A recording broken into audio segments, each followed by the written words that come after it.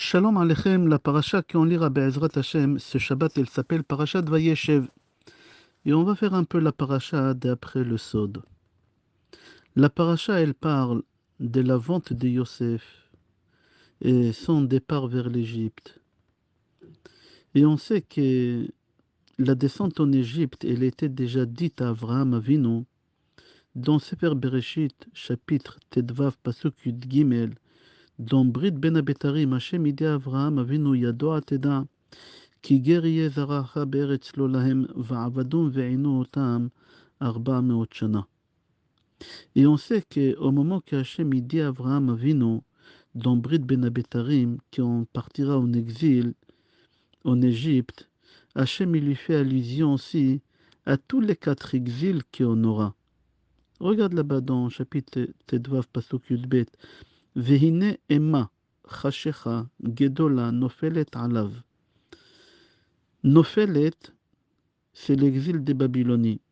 Gedola, c'est l'exil des Madaï. Chashecha, c'est l'exil des Yavan, c'est grec. Et Emma, c'est l'exil des Édom. Et moi, j'aurais voulu parler de ces 4 exils, de l'exil des Yavan, grec. Il dit le Rokeach, regarde la paracha, ouvre le Chumash et regarde, est-ce que tu remarques quelque chose? Il dit le Rokeach, dans la paracha, il y a 112 psukim. Tous les psukim dans la paracha, ils commencent par la lettre Vav. Mis à part 8 psukim qui ne commencent pas par la lettre Vav. C'est-à-dire qu'au total, il y a 104 psukim qui commencent par la lettre Vav. On a un autre livre dans le Tanakh, que tous les psukim ils commencent par la lettre Vav. Mis à part 8, c'est Megillat Ruth, la Megillah qu'on lit à Shavuot. Que depuis le début de la Megillah jusqu'à la fin, tous les psukim ils commencent par la lettre Vav, à part 8 psukim, comme dans notre paracha, paracha de Vayeshev. Et là, on a une allusion à Hanouka.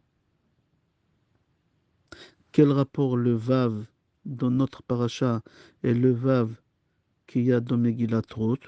Pour la simple raison que dans notre paracha, le Mashiach il vient au monde. Toute l'arbre généalogique de Mashiach, ça commence dans notre paracha. De qui? De Tamar et Yehuda. De cette union, il y a des jumeaux qui viennent. Il y a Peretz et son frère Zerach. C'est le début de la venue de Mashiach et la fin de la venue de Mashiach, c'est dans Megillat Ruth. Regarde dans chapitre 4, pasuk 18. Alors ici dans notre paracha, Peretz vient au monde et là-bas, ça continue de Megillat Ruth, Chetzron, Ram, Aminadav, Nachshon, Salma, Boaz, Oved, Ishaï et David, David Amelech. C'est-à-dire qu'on a ici toute l'arbre généalogique de Mashiach qui commence dans notre paracha et qui finit dans Megillat Ruth. Et c'est pour ça, dans notre paracha, il y a 8 psukim qu'il n'y a pas la lettre Vav. Et aussi dans Megillat Ruth, il y a 8 psukim qu'il n'y a pas la lettre Vav. C'est-à-dire qu'on voit 3 fois la lettre Vav dans ce qu'on vient de dire. Déjà, il y a 8 Vavim dans le pasuk qu'on vient de citer.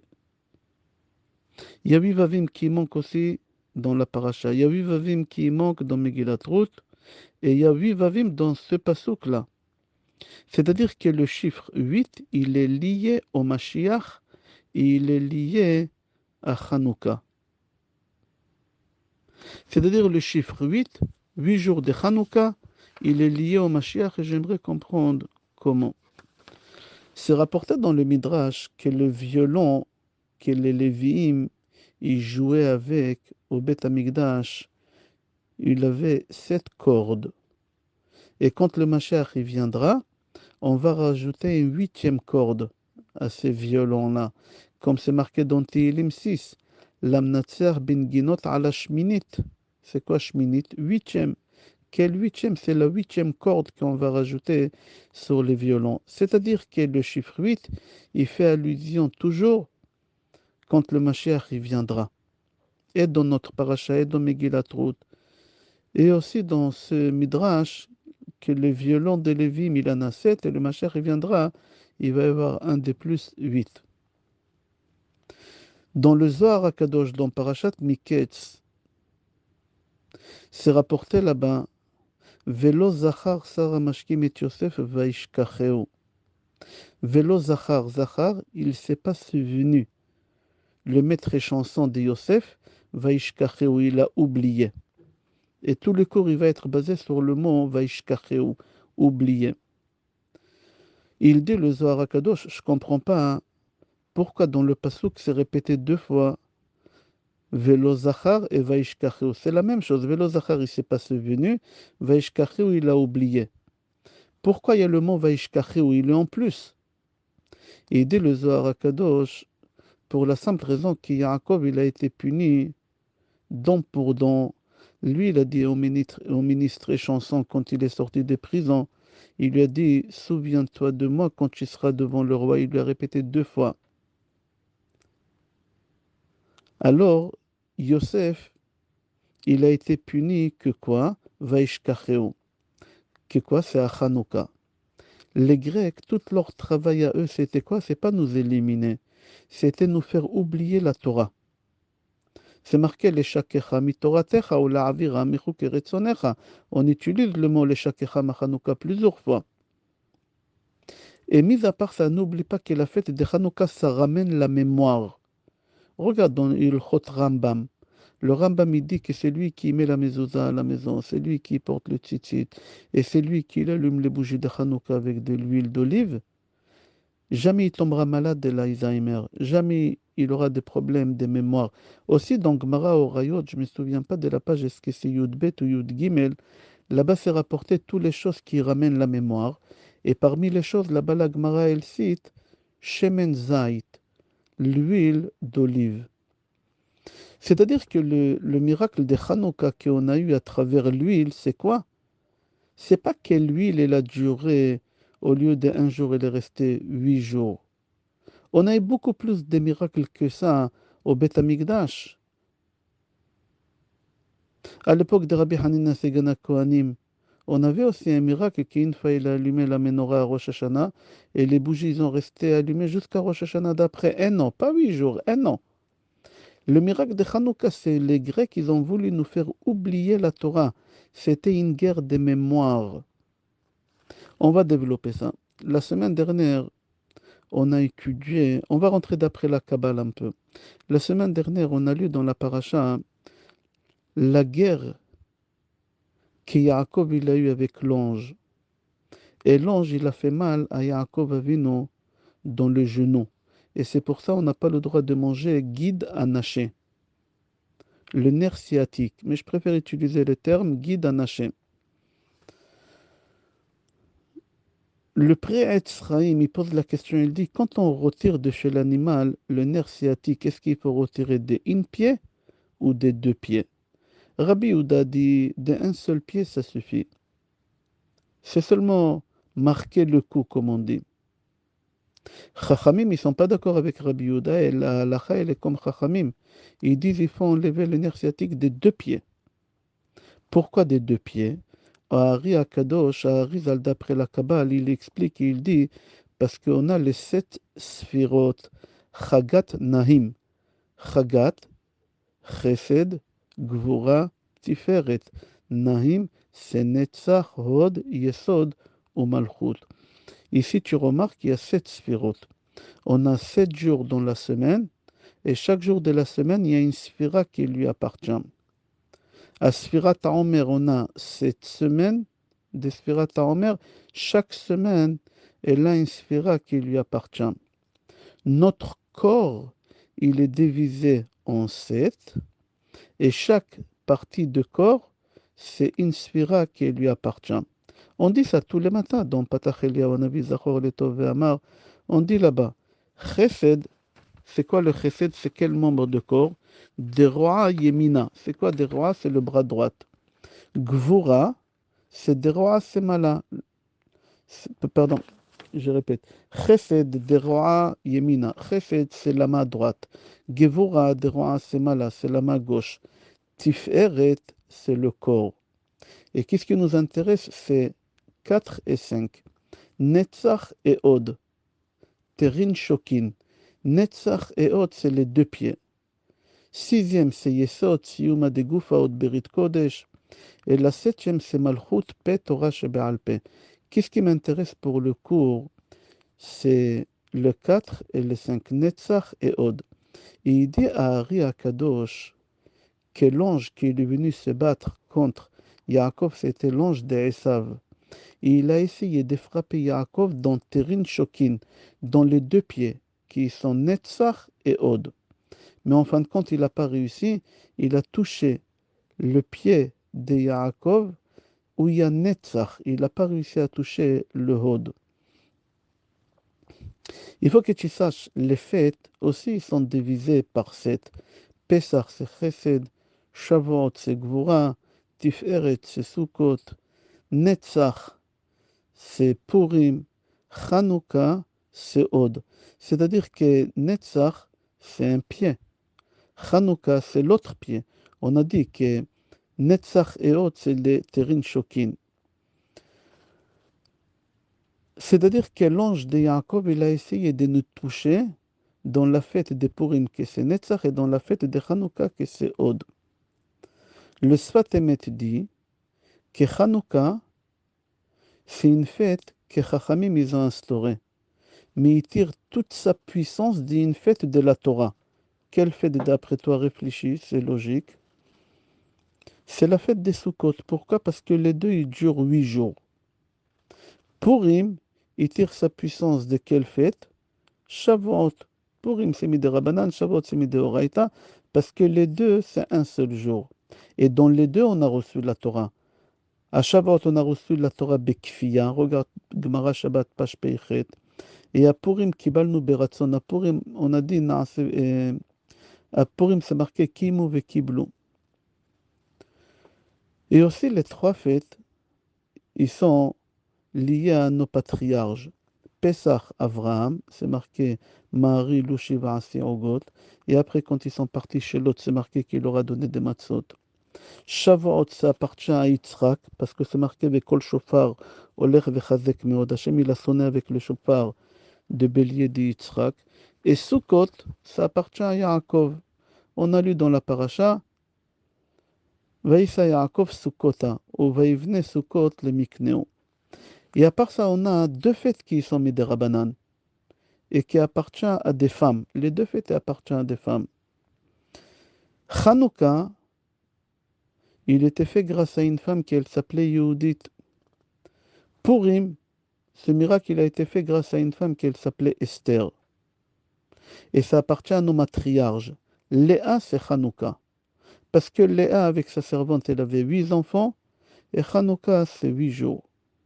Et mis à part que le miracle de Chanukah, il a été fait par la tribu de Lévi. Lévi, c'est le fils de Léa. Et Purim, ça appartient à Rachel, parce que Purim, ça peut tomber 5 jours. Et Rachel, elle avait 5 enfants, c'est-à-dire elle avait 2, les 2 de la servante, ça fait 4. Mais on retire Yosef et on fait rentrer Ephraim et Ménaché à sa place. Et on a 5 enfants, et il y a 5 jours de Purim. Et mis à part que le miracle de Purim, il a été fait grâce à qui? À Esther et à Mordechai, qui était de la tribu de Binyamin, qui est le fils de Rachel. On avance. Yaakov, il se réveille du rêve de l'échelle qu'il a fait. Et la première chose qu'il fait, il monte à Mizbeach, un autel. Et il prend une pierre et il verse dessus de l'huile. D'où il a eu l'huile? D'où il avait cette huile? Puisque le fils de Esav, il est venu, il lui a tout pris. C'est rapporté dans le livre Birkat Shmuel qu'Akadosh Baruch Hu, il lui a mis là-bas une fiole de l'huile depuis la création du monde. Et de cette huile-là, il l'a mis sur la pierre. Et cette fiole de l'huile, il a bien gardé parce qu'il savait qu'avec cette fiole de l'huile, on aura beaucoup de miracles.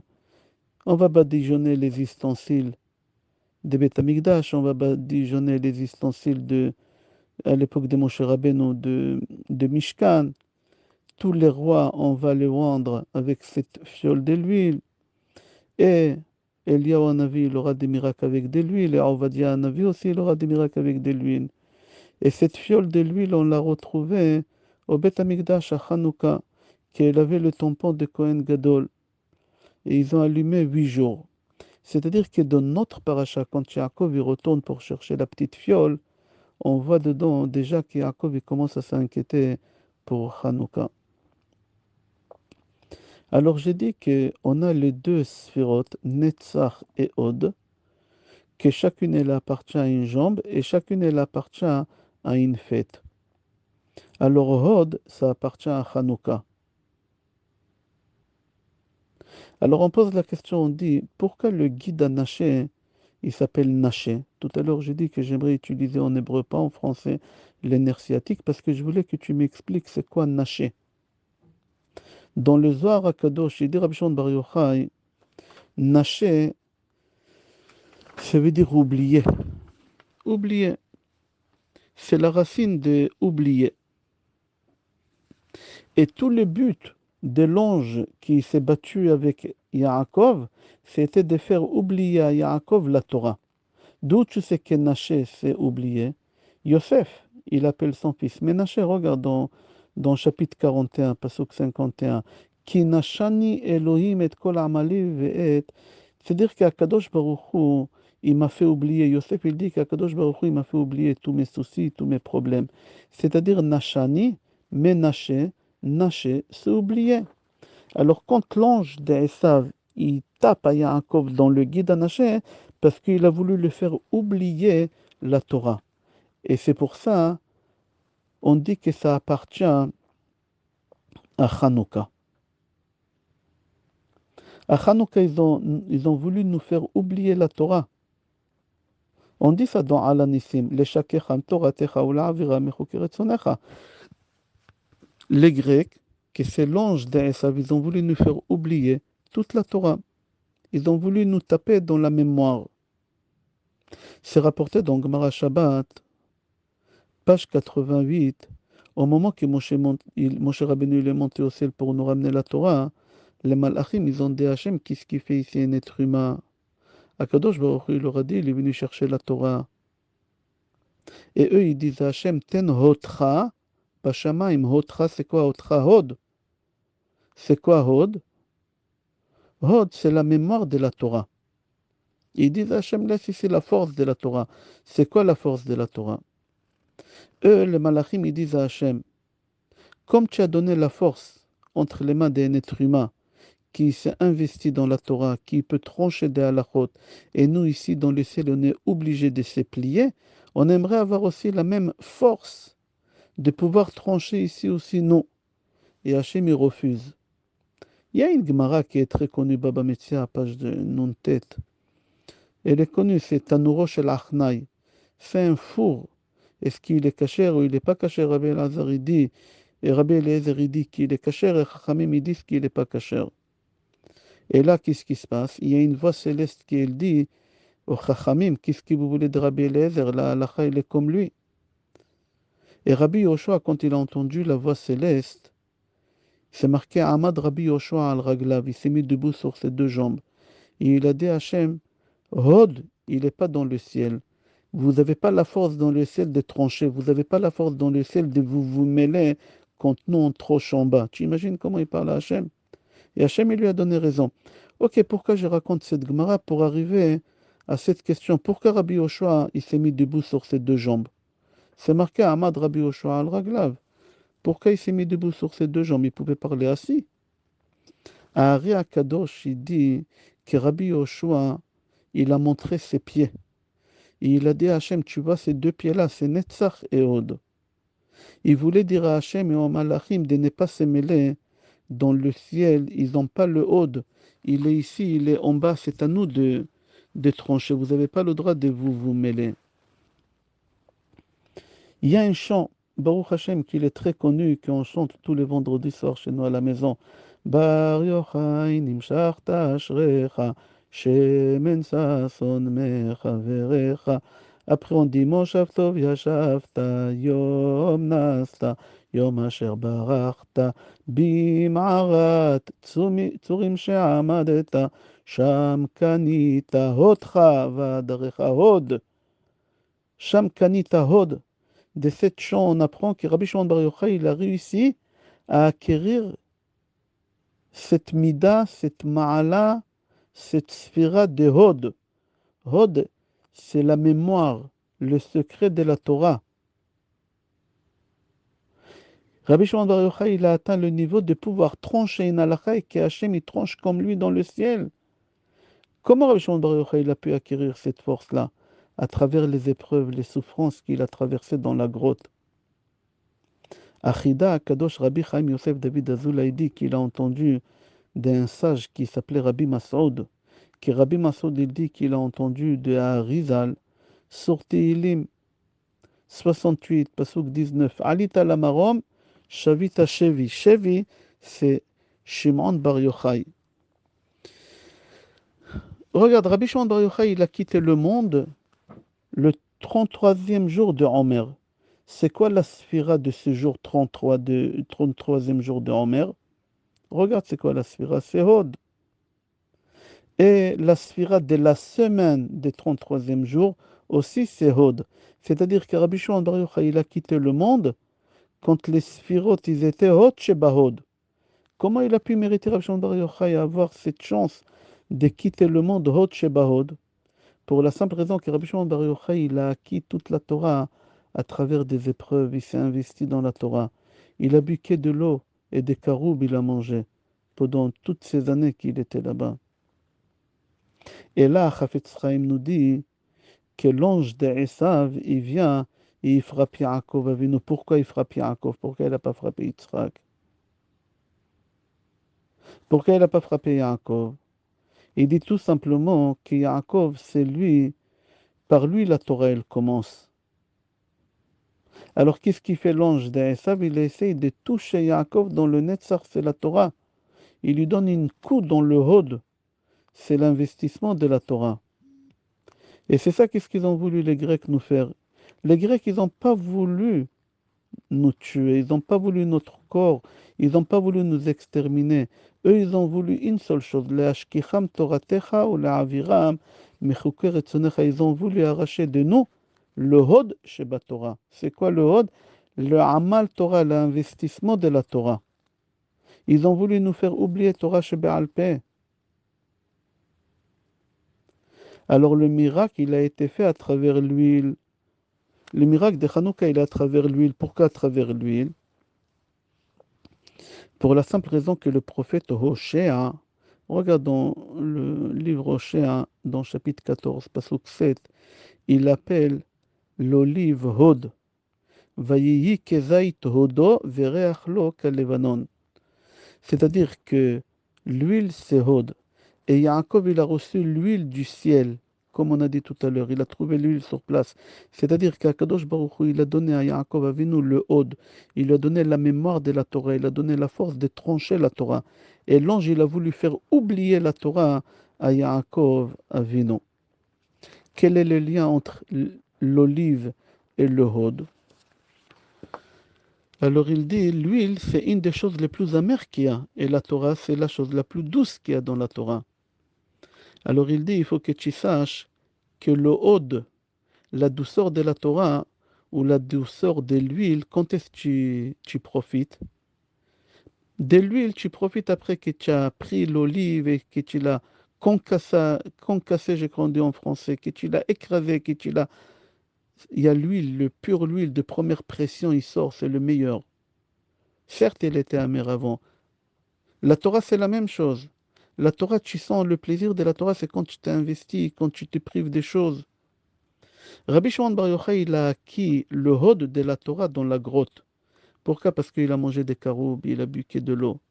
Si tu veux, toi aussi, que tu m'écoutes acquérir le Hod de la Torah, c'est uniquement en arrivant à dominer et à travailler sur tes désirs et tes pulsions. Et comment tu peux arriver? C'est à travers les cours de Torah.